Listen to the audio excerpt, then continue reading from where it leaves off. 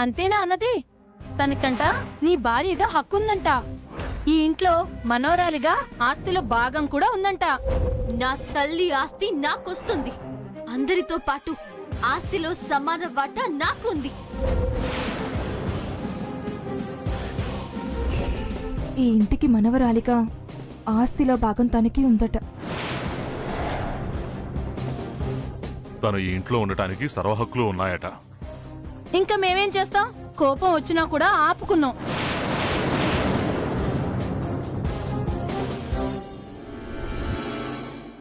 ఏంటి? వీళ్ళేదైతే చెప్పారో అది నిజమండి. నేనన్నవి బాగా గుర్తు పెట్టుకుని మరీ చెప్పారు. చట్ట ప్రకారం, శాస్త్ర ప్రకారం నేనిక్కడ ఉండడానికి అర్హత ఉంది.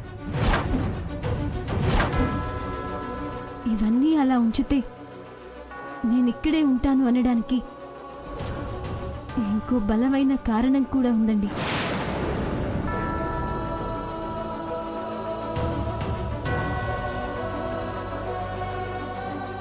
అదేంటో తెలుసా? నేను మిమ్మల్ని ప్రేమించాను.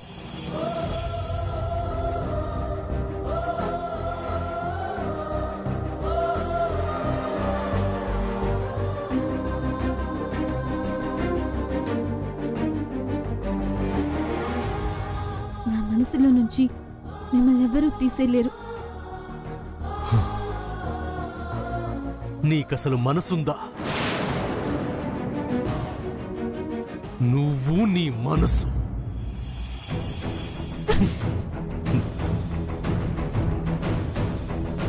రావే. అయ్యో సూర్య!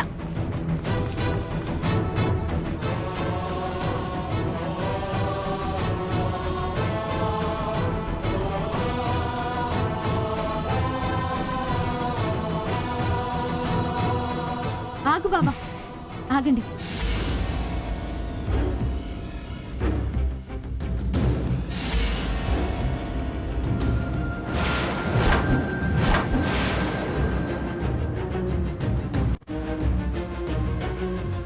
నువ్వు నా తలపైన జీలకర్ర బెల్లం పెట్టినప్పుడే మన పెళ్ళైపోయింది.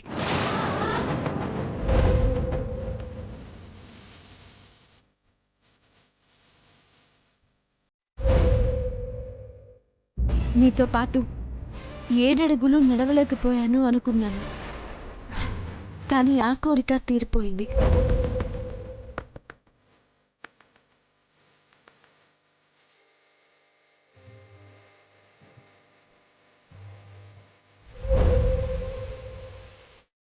నీతో పాణిగ్రహణం జరగలేదనుకున్నాను, అది జరిగిపోయింది.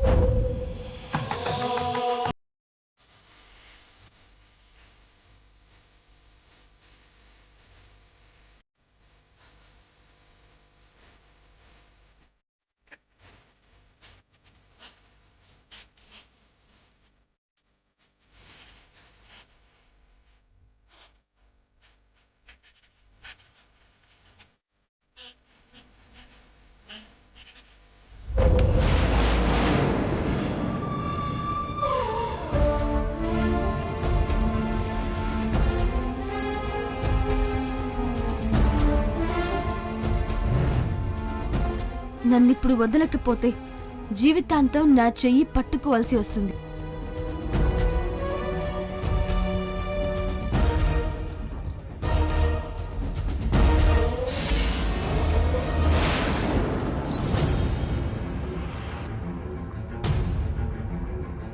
ఏంటి బెదిరిస్తున్నావా? పట్టుకోమని చెప్తున్నాను. ఎక్కువ చేయకు, మర్యాదగా వెళ్ళు. ఎందుకు వెళ్ళాలి? ఇక్కడెందుకు ఉండాలి? ఉన్నది నా ఇంట్లోనే. ఉన్నది నా ఇంట్లో, నీది అనుకోవటానికి నీకు నువ్వే మిగిలావు. మిగిలేలా చేశారు. చేసింది మీరు.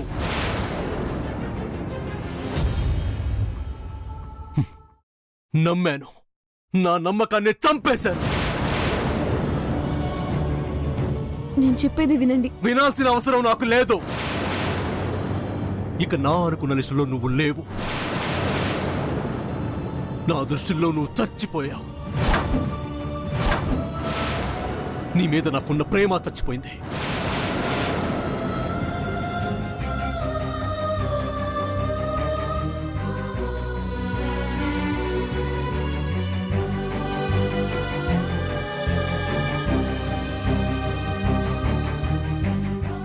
నిజాయితీ లేని ప్రేమకు బలం ఉండదు. అదెప్పుడైనా ఇలా విడిపోవాల్సిందే. చాలు, నీ వల్ల మేము నష్టపోయింది చాలు. అసహ్యం వేస్తుంది.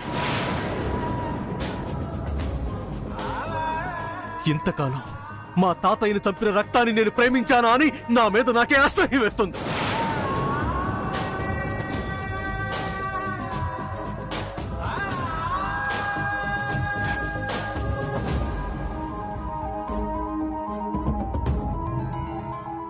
ఎస్, నా మీద నాకే అసహ్యం వేస్తుంది. నిన్ను చూడటమే ఒక పాపం. ఆ పాపాన్ని నేను ఇంక చేయలేను. Get out!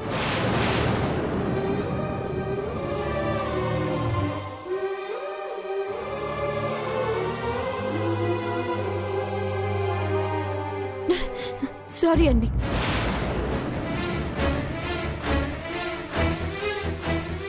నాకు ఈ ఇంట్లో వాటా ఉంది.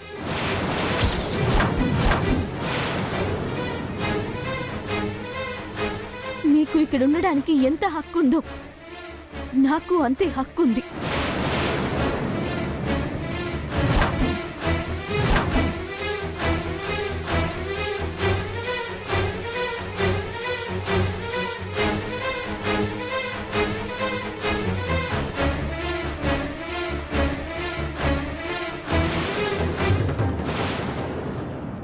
నన్ను వెళ్ళమని చెప్పే అధికారం మీకే కాదు, ఎవ్వరికీ లేదు.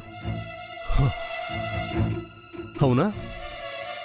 సరే, నువ్వెక్కడికి వెళ్ళొద్దు, ఇక్కడే ఉండు. అమ్మా, పదండి, మనం వెళ్ళిపోదాం. పదండి. సూర్య, అవునమ్మా, ఇదున్న ఈ ఇంట్లో మనం ఉండకూడదు. హక్కుల మీద లెక్చర్లు ఇస్తుంది కదా, తన్నే ఇక్కడ ఉండనివ్వండి. ఇంకొక క్షణం కూడా మనం ఇక్కడ ఉండకూడదు. నానమ్మ తీసుకొస్తాను, వెళ్ళిపోదాం.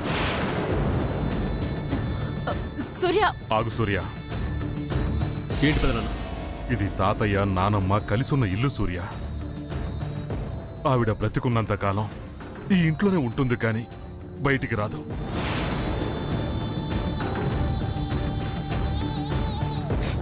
నానమ్మ రాకుండా మనం వెళ్ళగలమా? నానమ్మకి మిగిలిన ఒకే ఒక్క జ్ఞాపకం రా ఈ ఇల్లు.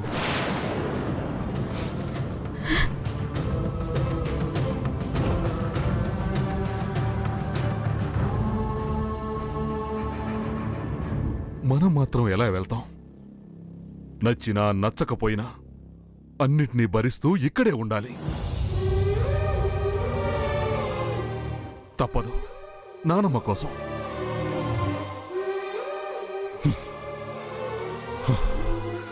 నానమ్మ కోసం నానమ్మ ఆపింది.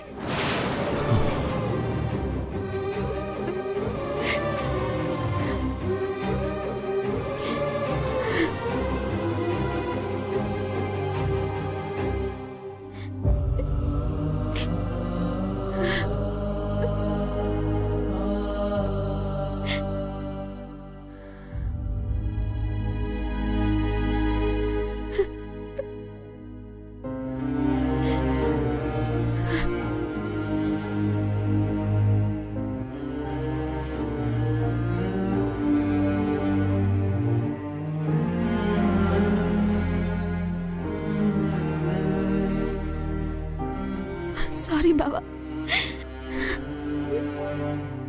నిన్ను బాధ పెట్టాలనేది నా ఉద్దేశం కాదు.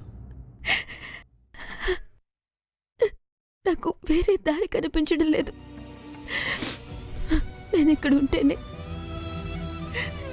ఏదో ఒక రోజు నిజాన్ని చెప్పి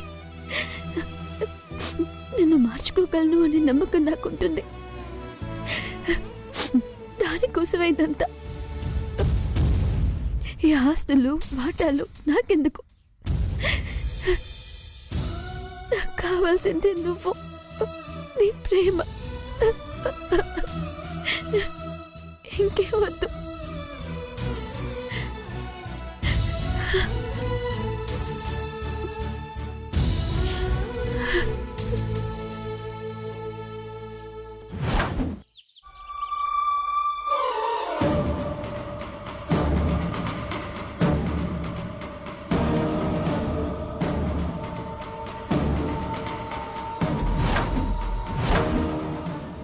మిగలేదు డాడీ, అంతా అయిపోయింది.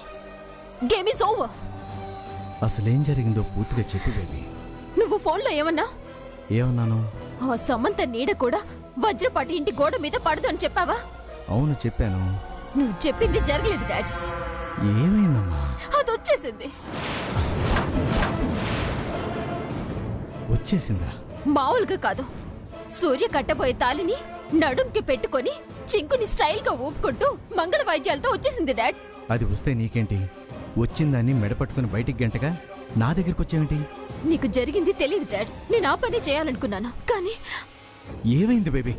అది అలా చేస్తూ ఉంటే నువ్వెందుకు ఊరుకున్నావు? అది అలా చేస్తుందని నేను ఊహించలేదు డాడ్. షాక్ నుంచి తేరుకునే లోపు రోడ్డు మీద ఉన్నాను. ఏంటి బేబీ, కష్టపడి వాళ్ళ మీద నిందలు వేస్తే సింపుల్ గా వచ్చేసిందని చెప్తున్నావు? సింపుల్ గా ఏమీ రాలేదు, బిల్డప్ గానే వచ్చింది. ఏదో చచ్చిందిలే. అయితే మాత్రం అడగాల్సినవి అడగకుండా ఊరుకుంటావా? అడగకుండా ఎలా ఉంటాను డాడ్? నేను నీ కూతుర్ని, నాకు ఆ మాత్రం తెలీదా? మరి అడిగిన తర్వాత కూడా దానికి ఏం హక్కుందో నిన్ను గంటేసింది? మనోరాళ్ళంటుంది డాడ్. అంత చేసింది నేను క్రియేట్ చేసిన తర్వాత దాన్ని మనోరాలుగా స్వీకరించరు కదా. ఆస్తిలో వాటా ఉందని చెప్పింది డాడ్. ఓ, అది అలా వచ్చిందా? అలానే వచ్చింది. ఇంట్లో ఉన్న శుద్ధ పప్పులు దాన్ని ఏమీ అనలేకపోతున్నారు. అమెరికాకి చెక్కేస్తుందన్నావు, మేళాలతో చక్కగా లోపలికి చెక్కేసింది. ఇప్పుడు మన అమెరికాకి టికెట్ తీసుకోలేము. టికెట్ ఎవరు తీసుకుంటారో నేను చూపిస్తాను బేబీ. ఇంతే కదా జరిగింది? ఏం కాదు. ఒక ప్లాన్ ఫ్లాప్ అయితే ఇంకో ప్లాన్ ఉంటుంది. రకరకాల ప్లాన్లు డజన్ల కొద్దీ మీ డాడీ దగ్గర ఉన్నాయి. డోంట్ వర్రీ, నిన్ను వజ్రపాటి ఇంటికి కోడలుగా చేస్తాను. ఎలా చేస్తావు డాడ్? పెళ్లిలో హరికృష్ణని పొడి చేసినట్టు ఇంట్లో వాళ్ళందరినీ చంపేసి సూర్యతో నాకు పెళ్లి చేస్తావా? బేబీ, అవసరం అనిపిస్తేనే రక్తం చూస్తాను, లేదనుకుంటే బ్రెయిన్ నొప్పి వేస్తాను బేబీ. ఏం చేయబోతున్నావు డాడ్? వెయిట్ చేయి, రేపటి వరకు వెయిట్ చేయి.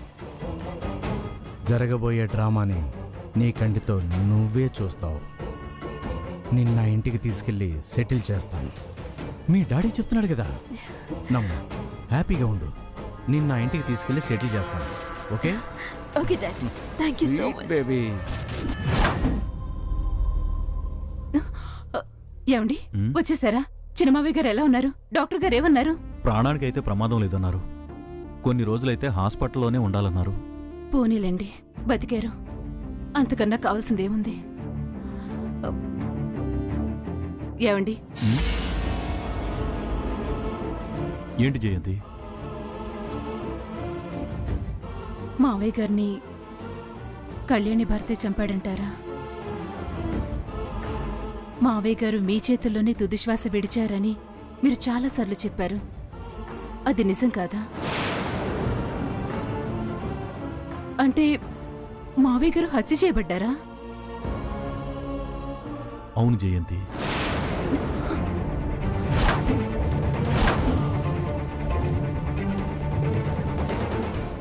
ఏమండి, మీరు నాకు అబద్ధం చెప్పారా? చూడు జయంతి, మన ఇన్నేళ్ల కాపురంలో నీ దగ్గర దాచింది, నీకు అబద్ధం చెప్పింది ఇదొకటే జయంతి. నీతో చెప్పకూడదని కాదు. ఆయన బ్రతికినంతకాలం ఏ మచ్చ పడకుండానే బ్రతికాడు. నాన్నగారు అందరికీ సహాయం చేశారే కానీ ఎవరికీ అన్యాయం చేయలేదు. పోయిన తర్వాత కూడా ఎవరికో ద్రోహం చేస్తే చంపేశారనే అపవాదు ఆయన మీద పట్టడం ఇష్టం లేక మీకెవరికీ చెప్పలేదు. మీరేదో ఆయన అనుకుంటారని కాదు, అసలు ఏమీ అనుకోకూడదనే చెప్పలేదు. అంతే తప్ప మరోటి కాదు.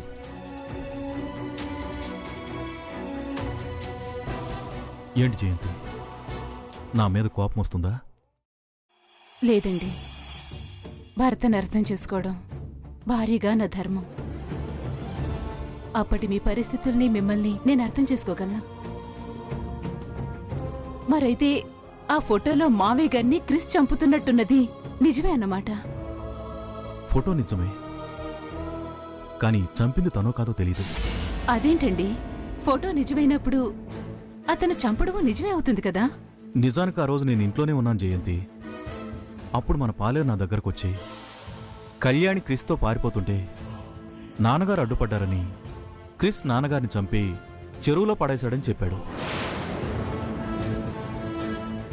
అక్కడికి నేను కంగారుగా వెళ్ళాను. పాలేరు చెప్పింది నాకు అక్కడ కనిపించింది. ఆ ఫోటోలో ఉన్నది కూడా అదే. నాన్నగారు అప్పటికే చనిపోయి ఉన్నారు. నాకు క్రిస్ని చంపేద్దామన్నంత కోపం వచ్చింది.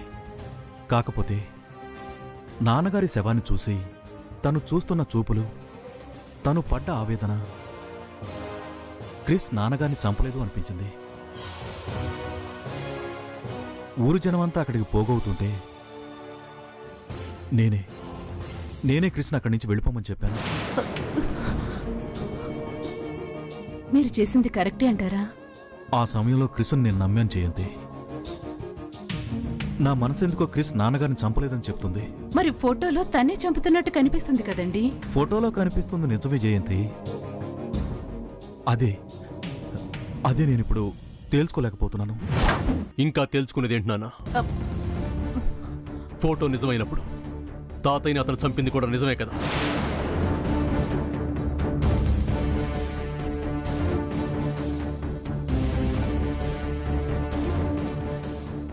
నేను తప్పు చేయలేదు నాన్న, తప్పు చేయలేదు.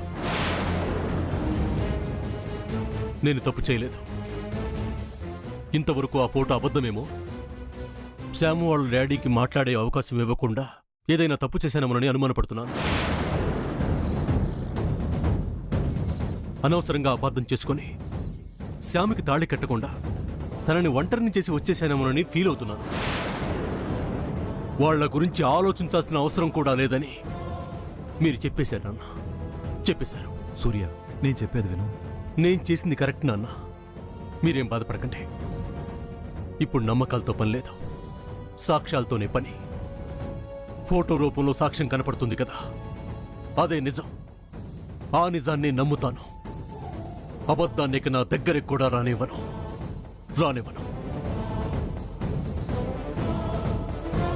నాన్న,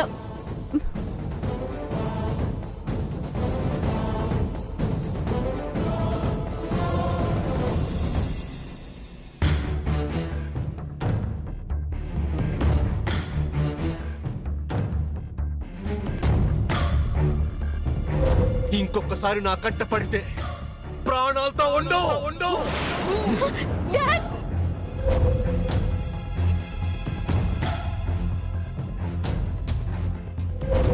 ఇక నా అనుకున్న లిస్టులో నువ్వు లేవు.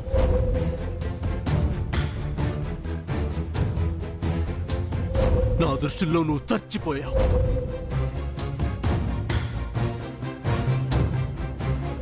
నీ మీద నాకున్న ప్రేమ చచ్చిపోయింది.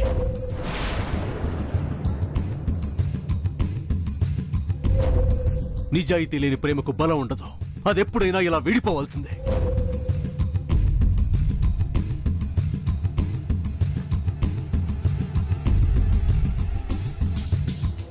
ఇంతకాలం మా తాతయ్యని చంపిన రక్తాన్ని నేను ప్రేమించానా అని నా మీద నాకే అసహ్యం వేస్తుంది.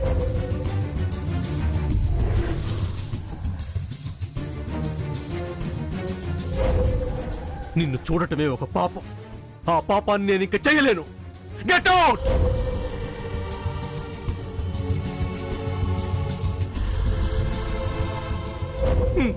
నేనెన్నో పాపాలు చేశానురా. వాటికి నన్ను క్షమించకపోయినా పర్వాలేదు కానీ నమ్మండి,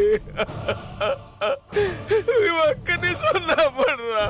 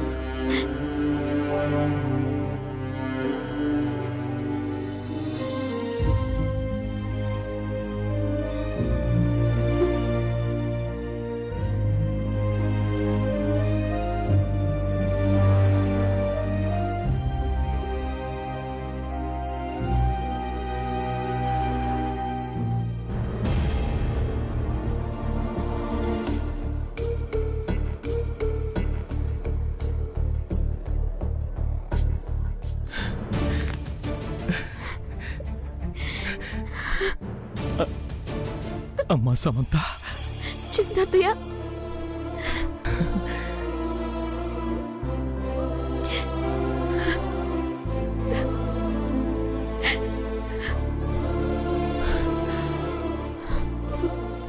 చిన్న తాతయ్య.